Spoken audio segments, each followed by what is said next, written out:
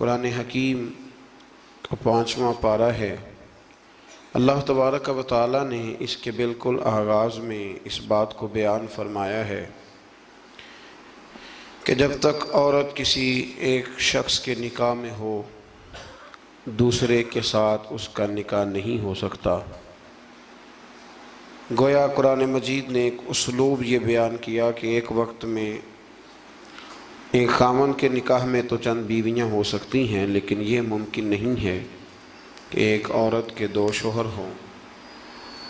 ہاں، جو لونڈیاں ہوں اس زمانے میں جن کا چلن موجود تھا، اس حوالے سے اللہ تعالیٰ نے گنجائش عطا فرمائی۔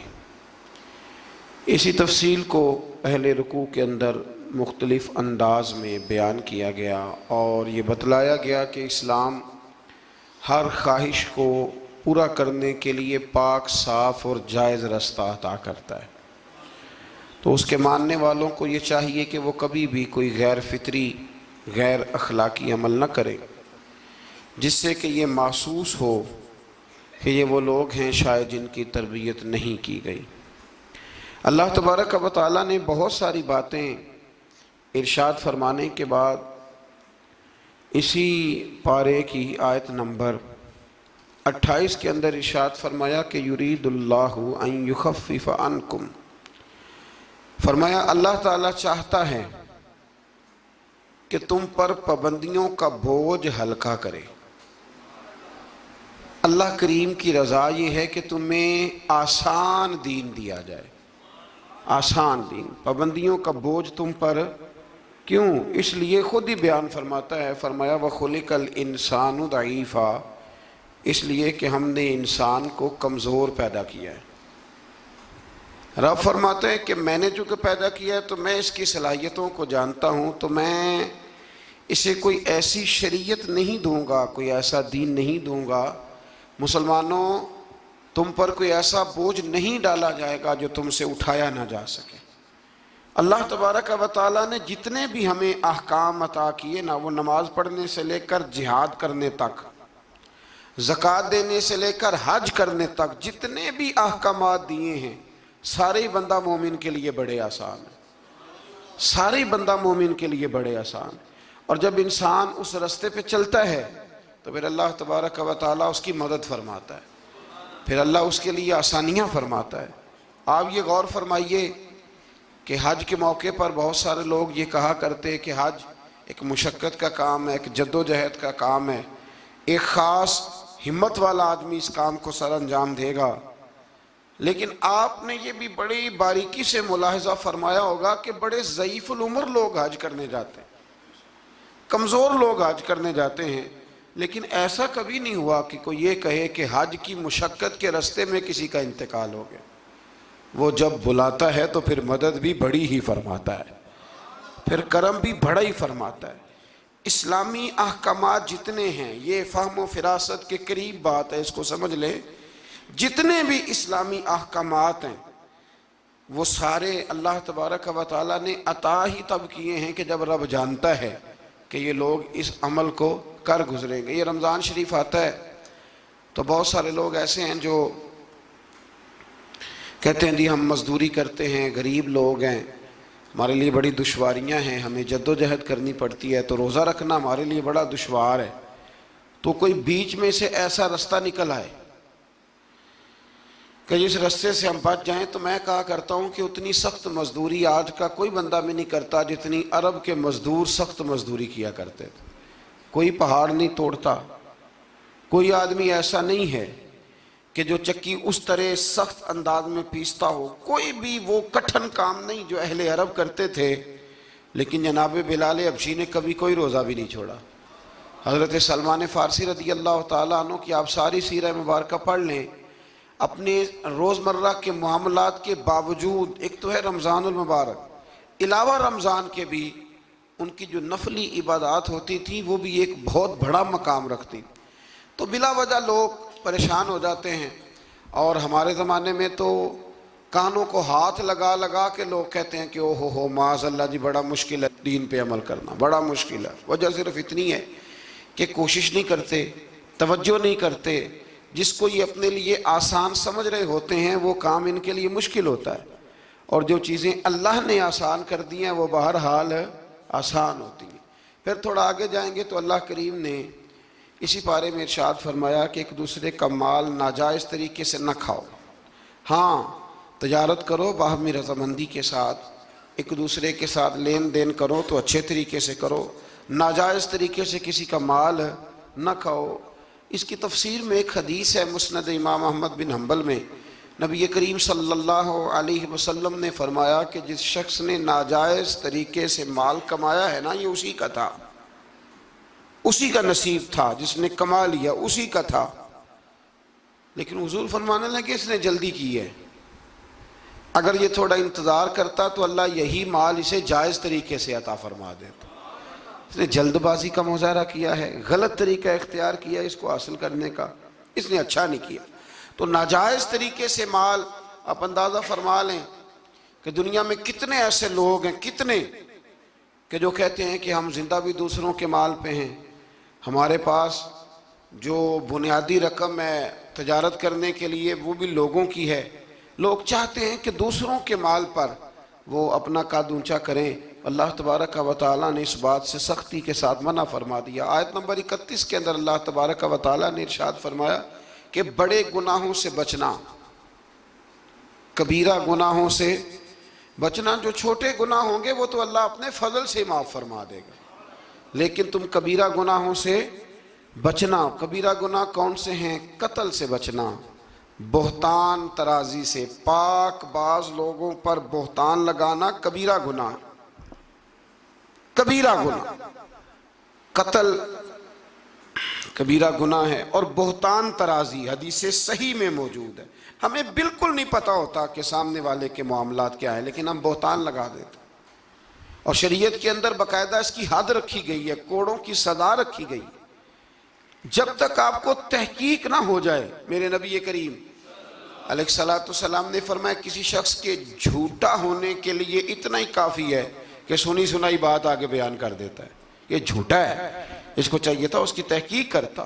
اسی طریقے سے یتیم کا مال کھا جانا، یہ رمضان شریف آئے گا تو بڑے سارے لوگ چندہ لینے کے لیے میدانوں میں نکلیں گے، بڑے سارے لوگ یتیموں کا نام لیں گے، بیماروں کا نام لیں گے، کمزوروں کا نام لیں گے، مدارس کا نام لیں گے۔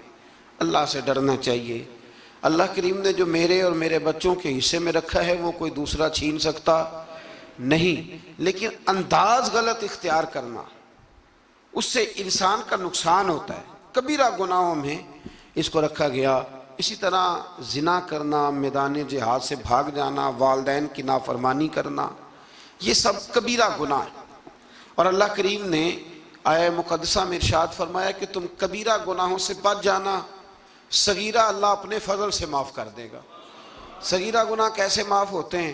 نبی کریم علیہ السلام نے فرمایا تم فرض نماز کے بعد نا 33 بار سبحان اللہ پڑھو، 33 بار الحمدللہ، اور 34 بار اللہ اکبر پڑھو۔ یا رسول اللہ کیا ملے گا؟ فرمایا تمہارے گناہ اگر سمندر کی جھاگ کے برابر بھی ہوئے تو اللہ اپنے فضل سے معاف فرما دے گا۔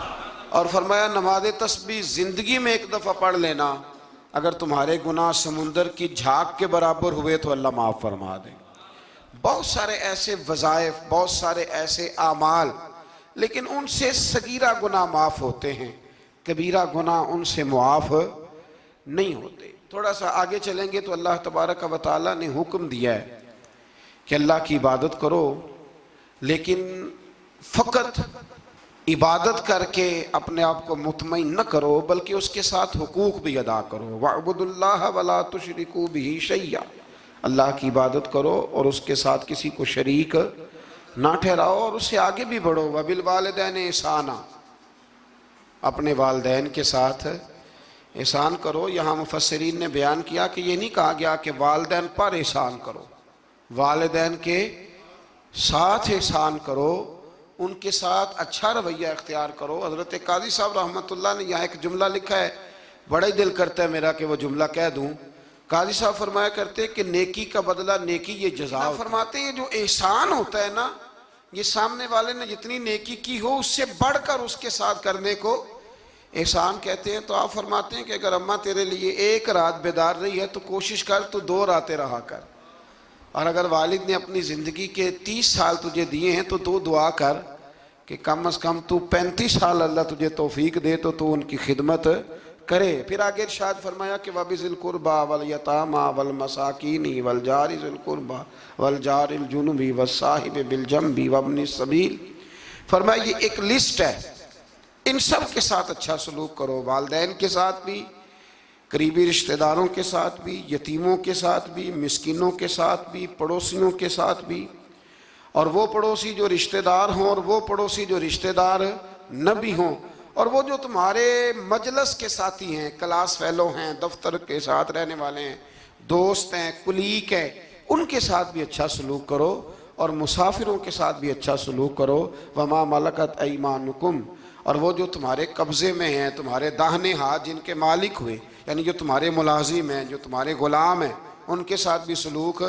اور ہمارا سارا جو غصہ ہے وہ نکلتا ہی ملازموں پہ ہے، سارا غصہ ملازموں پہ نکلتا ہے۔ خدا نہ کرے کوئی ایسا وقت آئے، ورنہ لوگ کیا کرتے ہیں کہ جو غصہ کسی اور کا ہوتا ہے وہ بھی جانے کس عمر میں جائے گی یہ عادت میری، روٹھنا اس سے تو غیروں سے الجھتے پھرنا، یعنی غصہ کسی اور کا اور نکل۔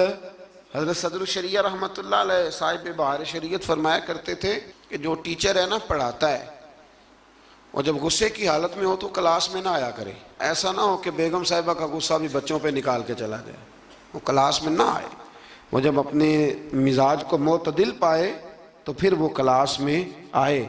اللہ تبارک و تعالیٰ نے اس آیت میں وہ سارا چارٹر دیا، وہ لسٹ دی، یہ وہ سارے لوگ ہیں جن کے ساتھ تم نے اچھا سلوک کرنا ہے۔ اور آخر میں فرمایا ان اللہ لا يحب من کان مختالا فخورا، فرمایا اللہ تعالیٰ پسند نہیں کرتا اس شخص کو جو مغرور بھی ہو، فخر کرنے والا بھی ہو، متکبر ہو، ایسے لوگوں کو اللہ مختالا فخورا، اللہ اس آدمی کو جو متکبر ہے، جو اتراتا ہے، اس کو اللہ پسند نہیں کرتا۔ تو پیچھے حقوق کا بیان تھا، تو آخر میں فرمایا کہ تکبر کرنے والے اللہ کو پسند، اس کا مطلب ہے حقوق وہ بندہ عطا نہیں کرتا جو متکبر ہوتا ہے، جس میں عاجزی ہوتی ہے نا، وہ ماں باپ کے حق میں بھی اچھا ہوتا ہے، وہ رشتہ داروں کے حق میں بھی، مسکینوں کے حق میں بھی، کلاس فیلو کے حق میں بھی، یہ اللہ کریم نے بیان کر دیا۔ فرمایا جو متکبر ہوتا ہے وہ کسی کے حق میں بھی اچھا نہیں ہے۔ آخر میں تکبر کا ذکر کرنے کا معنی یہ ہے کہ وہ بندہ اگر عاجزی والا ہو تو پھر وہ سارے حقوق صحیح طور پر ادا کر لے گا۔ تھوڑا سا آگے بڑھ کے اسی پارے میں اللہ تبارک و تعالیٰ نے بخل کی، کنجوسی کی مذمت فرمائی۔ فرمایا کچھ لوگ ایسے ہیں جو بخل کرتے ہیں اور دوسروں کو بھی بخل کرنے کا حکم دیتے ہیں، اور جو اللہ نے انہیں اپنے فضل سے دیا اس کو چھپاتے ہیں۔ یہ آیت نمبر 37 ہے۔ آپ کو بہت سارے لوگ معاشرے میں ایسے ملیں گے جو آپ کو مشورہ دیں گے، چھوڑو یار، یہ ان لوگوں کا تو کام ہے چندے جمع کرنا، یہ تو کام ہے ان لوگوں کا، یہ آ جاتے ہیں ویلفیئر سوسائٹی والے، یہ آ جاتے ہیں سڑک بنانے والے، اسکول والے، یہ لوگ آ جاتے ہیں، تو یہ مشورہ دیا جاتا ہے، خود بھی بخل کرتے ہیں اور لوگوں کو بھی بخل کا مشورہ دیتے ہیں۔ یاد رکھے اللہ تبارک و تعالیٰ جب آپ کو آپ کی ضروریات سے زیادہ دیتا ہے نا، تو اس کا مطلب ہے کہ پھر اللہ نے آپ کو کسی کے لیے بانٹنے کے لیے دیا ہے۔ جب اللہ تبارک و تعالیٰ نے دیا ہے تو پھر اللہ کے دیے سے اس کی راہ میں خرچ کرنا یہ انسان کو نفع دیتا ہے، یہ اس کا فائدہ کرتا ہے۔ میرے نبی پاک علیہ السلام نے فرمایا جب صبح ہوتی ہے نا تو 2 فرشتے زمین پر اترتے ہیں، ایک فرشتہ یہ کہتا ہے کہ اے اللہ سخی کو زیادہ عطا فرما، اور دوسرا کہتا ہے اللہ جو بخیل ہے نا، کنجوس ہے، ہونے کے باوجود خرچ نہیں کرتا، اللہ اسے روک لے، اسے عطا نہ فرما۔ دونوں فرشتے یہ کہتے ہیں، اور حضور فرمانے لگے جو سخی ہے وہ اللہ کے بھی قریب ہے، لوگوں کے بھی قریب ہے، اور جنت کے بھی قریب ہے، اور جو کنجوس ہے وہ بندوں سے بھی دور ہے، معاذ اللہ اللہ سے بھی دور ہے، اور جنت سے بھی دور ہے۔ تو کوشش کریں جو اللہ نے دیا ہے اس میں سے اللہ کے راستے میں خرچ کیا جائے۔ انہی آیات مقدسہ میں پھر امانتیں ادا کرنے کا بھی حکم ہے، آگے چل کے پھر حسد کی ممانعت بھی فرمائی گئی، پھر ان لوگوں کو سمجھایا گیا کہ جو بلا وجہ لوگوں کو حاکموں تک لے جاتے ہیں، یعنی بلا وجہ کے مقدمات، بلا وجہ یہ جو ہمارے مالدار لوگ ہوتے ہیں انہوں نے تو ایک پکا وکیل رکھا ہوتا ہے مقدمے کرنے کے لیے، اس پہ بھی کر دو، اس پہ بھی کر دو، اس پہ بھی کر دو، الجھائے رکھتے ہیں۔ اور بغیر کسی سبب کے بعض لوگوں کی یہ عادت ہوتی ہے لوگوں کو تنگ کرنا، نوٹس بھیجتے رہنا۔ اللہ کریم نے ان آیات کے اندر منع فرمایا۔ 5ویں پارے کی سورہ نساء کی آیت نمبر 64 فرمایا وما ارسلنا من رسول الا لیطاع باذن اللہ، فرمایا ہم نے جو رسول بھی دنیا میں بھیجے اس لیے بھیجے کہ ان کی اطاعت کی جائے، ان کی فرما برداری کی جائے۔ اور آگے ارشاد فرمایا وَلَوْ أَنَّهُمْ إِذ ظَّلَمُوا أَنفُسَهُمْ جَاءُوكَ، محبوب جب یہ لوگ اپنی جانوں پہ ظلم کر بیٹھے تو آپ کی بارگاہ میں حاضر ہو جائیں۔ وَلَوْ أَنَّهُمْ إِذ ظَّلَمُوا أَنفُسَهُمْ جَاءُوكَ، محبوب جب یہ اپنی جانوں پہ ظلم کریں تو آپ کی بارگاہ میں حاضر ہو جائیں۔ ظلم سے مراد جب گناہ کر بیٹھیں پھر کیا کریں؟ فاستغفر اللہ، اللہ سے معافی مانگیں، واستغفر لہم الرسول، اور رسول بھی ان کی سفارش کر دیں، لوجد اللہ تواب الرحیم، تو یہ ضرور اللہ کو توبہ قبول کرنے والا اور رحم کرنے والا پائیں گے۔ تو یہ کون فرما رہا ہے؟ اللہ کریم کہ جب اپنی جان پہ ظلم کرو تو میرے محبوب کے دروازے پہ آ جاؤ، مجرم ہو تو منہ اشکوں سے دھوتے ہوئے آؤ، آؤ در تواب پہ روتے ہوئے آؤ۔ قرآن میں موجود ہے توبہ کا طریقہ، سرکار کی دہلیز سے ہوتے ہوئے آؤ۔ اب کچھ لوگ یہاں اپنی مرضی کی تشریح بھی کرتے ہیں، کچھ لوگوں کا مزاج بن جاتا ہے، وہ کہتے ہیں جی پہلے تو کہنے لگے کہ اس آیہ مبارکہ کے مفاہیم ہی کچھ اور ہیں، پھر جب امت نے زیادہ بیان کیا تو کہنے لگے یہ حضور کی حیات ظاہرہ تک تھی۔ تو میں نے کہا یہ کہاں لکھا ہوا ہے؟ قرآن مجید میں کہاں لکھا ہوا ہے؟ اللہ پاک نے تو مطلق کہہ دیا کہ جب بھی ظلم کرو تو میرے محبوب کی بارگاہ میں، چاہیے تھا نا کہ جو تشریح تم کر رہے ہو۔ اللہ کریم انہی الفاظ کے ساتھ بیان فرماتے کہ زندگی میں جانا بعد از وصال نہ جانا۔ تو جب اللہ کریم نے اس حکم کو مطلق رکھا، مسند امام احمد بن حنبل میں حدیث ہے، خلیفہ عبد الملک بن مروان کہتا ہے کہ میں رات کے وقت نہ نبی کریم علیہ السلام کے روضہ اطہر کی طرف نکلا تو میں نے ایک شخص کو نا حضور کی قبر انور پر لیٹے ہوئے دیکھا، اور کس طرح لیٹے تھے کہ اپنے رخسار نبی پاک علیہ السلام کی قبر کے ساتھ وہ رگڑ رہے تھے۔ تو کہتے میں نے ان کو ٹھوکر ماری، میں نے کہا تمہیں پتہ ہے تم کیا کر رہے ہو؟ کہتے ہیں جب انہوں نے چہرہ اٹھایا تو میں حیران ہی ہو گیا کہ وہ عام آدمی نہیں، وہ تو حضرت ابو ایوب انصاری ہیں، اور کہنے لگے مجھے پتہ ہے میں کیا کر رہا ہوں، میں کسی بت اور پتھر کے پاس نہیں آیا، میں اپنے رسول کے پاس حاضر ہوا۔ حضرت ابو ایوب انصاری، یہ انداز دیا ہے ہمیں صحابہ نے۔ حضرت مولا کائنات شیر خدا علی المرتضیٰ رضی اللہ تعالیٰ عنہ فرماتے ہیں حضور کے وصال کو تیسرا دن تھا، بڑی تکلیف تھی، بڑا غم تھا، دکھ ابھی تازہ تھا، میں حضور کی قبر انور سے تھوڑے سے فاصلے پر بیٹھا تھا، امام قرطبی نے اس کو لکھا ہے۔ تو کہتے ہیں ایک شخص آیا اور مجھ سے آ کے پوچھتا ہے کہ نبی پاک علیہ السلام کہاں ہیں؟ کہتے چونکہ زخم تازہ تھا، 3 دن گزرے تھے تو میں رو پڑا، میں نے کہا وہ جو سامنے مزار پر انوار ہے نا قبر اطہر، وہ میرے نبی پاک کی ہے۔ تو کہتے ہیں وہ حضور کی بارگاہ میں آیا اور اس نے مٹی اٹھا کے اپنے سر پہ ڈالی، عرض کرنے لگا یا رسول اللہ صلی اللہ علیہ وسلم، رب فرماتا ہے ظلم کر لو تو میرے محبوب کی بارگاہ میں آؤ، تو میں تو آ گیا ہوں، مجھ سے غلطی ہو گئی، بھول گیا تو حضور میں آ گیا ہوں، تو آپ نے پردہ کر لیا، میں کدھر جاؤں؟ حضرت علی فرماتے ہیں وہ اس درد سے رویا کہ میں بھی رو پڑا۔ آپ فرماتے ہیں مجھے اللہ کی عزت کی قسم میں نے اپنے کانوں سے سنا حضور کی قبر انور کے اندر سے آواز آئی، او اعرابی چلا جا، اللہ نے تیرے سارے گناہ معاف فرما دیے۔ مجرم ہو تو منہ اشکوں سے دھوتے ہوئے آؤ، آؤ در تواب پہ روتے ہوئے آؤ۔ قرآن میں مذکور ہے توبہ کا طریقہ، پر سرکار کی دہلیز سے ہوتے ہوئے آؤ۔ اور پھر بالکل متصل اس سے آگے فرمایا فلا وربک لا یؤمنون حتی یحکموک فیما شجر بینہم۔ کیا انداز ہے! اور اس انداز کی یہ قرآن مجید میں شاید انفرادی آیت ہو۔ فرمایا محبوب مجھے تیرے رب کی قسم، عجیب انداز ہے نا قسم اٹھانے کا، اے محبوب مجھے تیرے رب کی قسم، یہ انوکھا انداز ہے۔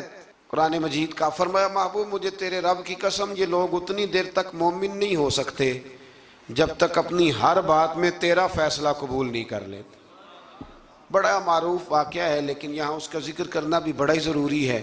ایمان اور عقیدے کے لحاظ سے وہ اتنا زرخیز واقعہ ہے، اتنی خوبصورت ٹھنڈک ہے کہ جو دل کو، آنکھوں کو، کلیجے کو سکون دیتا ہے۔ ایک منافق کا اور ایک یہودی کا جھگڑا ہو گیا۔ وہ جو منافق تھا نا وہ کلمہ پڑھتا تھا، منافق کہتے ہیں اس کو ہیں جو اپنی زبان سے کلمہ پڑھے اور اندر اس نے نفاق چھپایا ہو، دونوں کا جھگڑا ہو گیا۔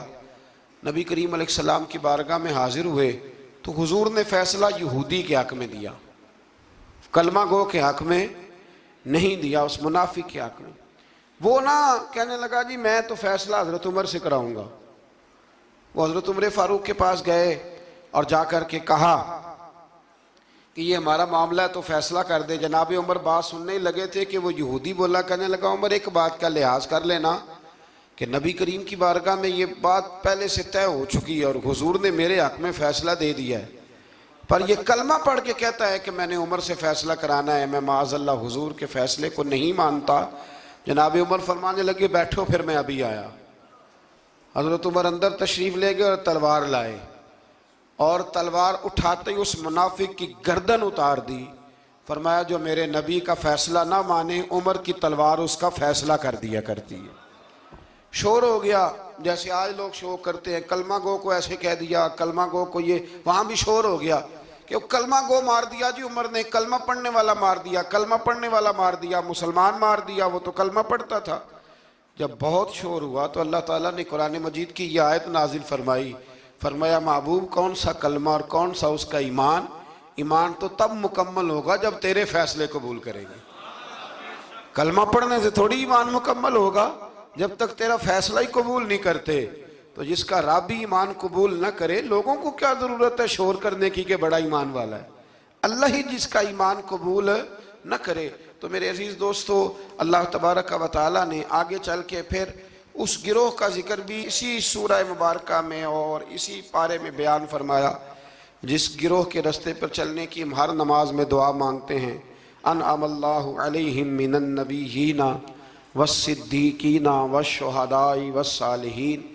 فرمایا وہ جو تم ہر نماز میں کہتے ہو نا صراط الذین انعمت علیہم، تو انعام یافتہ لوگ اس سورہ مبارکہ نے آیت نمبر 69 میں بیان کیے۔ فرمایا وہ انبیاء ہیں، صدیقین ہیں، شہداء ہیں، صالحین ہیں، اور انداز دیکھیے کتنا شاندار ہے قرآن کا۔ فرمایا وَحَسُنَ أُولَئِكَ رَفِيقًا،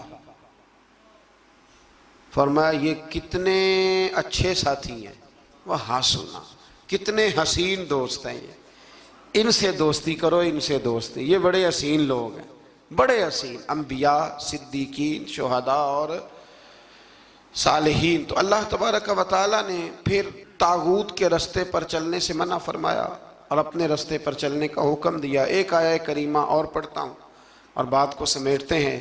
اسی قرآن مجید کی سورہ نساء میں اسی پارے میں آیت نمبر 82 میں اللہ کریم نے قرآن کی، اسلام کی اور دین کی ایک اور صداقت کو بیان کیا۔ فرمایا افلا یتدبرون القرآن، کیا یہ لوگ قرآن میں غور نہیں کرتے، تدبر نہیں کرتے، توجہ نہیں کرتے قرآن میں۔ فرمایا وَلَوْ كَانَ مِنْ عِنْدِ غَيْرِ اللَّهِ، اگر یہ اللہ کے علاوہ کسی اور کی طرف سے ہوتا لَوَجَدُوا فِيهِ اختلافاً كَثِيرًا، تو یہ اس میں بڑا سخت اختلاف پاتے، یہ اس میں پاتے کہ بہت ساری جگہوں پہ متضاد باتیں ہیں، کہیں کچھ کہا جا رہا ہے اور کہیں کچھ کہا جا رہا ہے۔ قرآن مجید ایک دم نہیں آیا، جو کتاب ایک دم لکھی جاتی ہے نا اس میں اختلاف نہیں ہوتا، 23 سالوں میں آیا ہے۔